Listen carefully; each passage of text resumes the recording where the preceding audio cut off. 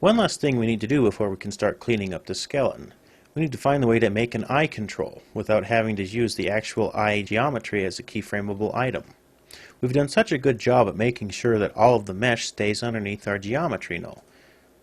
So we need to add an extra control inside our face controls that lets us control the eyes.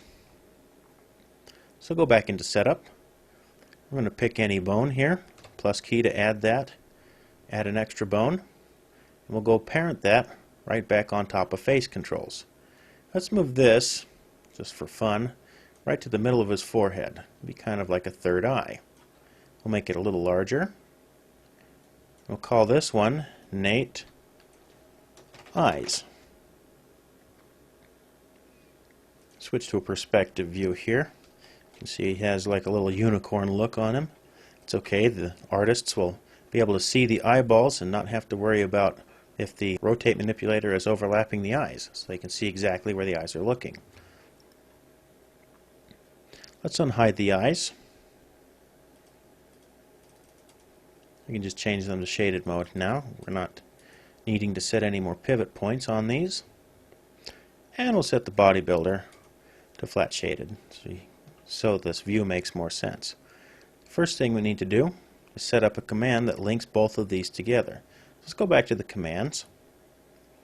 Let's close this down. Let's parent that to Nate_face for now. See, we still have our shakedown debugging animation going on here. Let's go to the variables tab. We'll create another variable. We'll call this one Nate_EyeControl.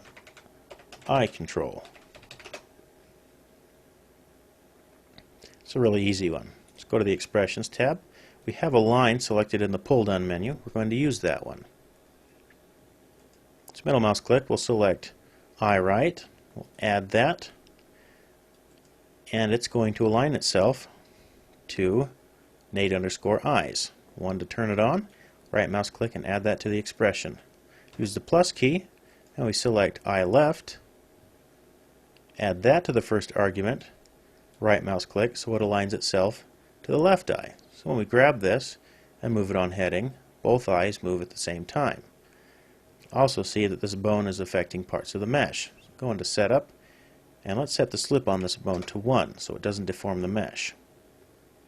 So now we have a good control for the eyes. Let's go back into the command tab and we'll set this to after IK. Now the command tab we know executes all of the commands from top down, with the before IK happening first, and then it overrides everything with after IK. We'll just create another expression. While our eye control is highlighted, let's select bank and we'll create a new variable. We'll call this one Nate_cross_eyes.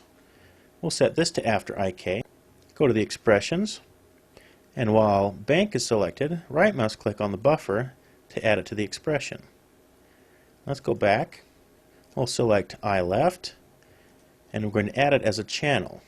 Use a check mark to make the current selection active. Use the plus key to add that. Right now it adds heading, which is what we want. We'll middle mouse click and we'll highlight the left eye. Make sure that heading is selected and we'll add that as well. Now we need to see both eyes here, so we'll go into setup, tap the enter key, and we'll create a key for all objects at 0 for the default values. Now we can see both eyes. So if we grab this eye, we go to the command tab here, and we bank these, the eyes move from left to right because bank is linked into heading. So we'll set the channels here to be additive, so it adds on top of the current position they are. And we can still rotate this around heading and pitch. So when we grab bank, bank adds on top.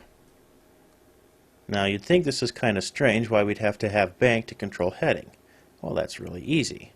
Let's set this to negative. Now when we control bank, his eyes move in and out. And we still have discrete control over where the eyes are moving. Pretty cool, huh? Let's go to File. We're going to save this scene as Nate Setup N.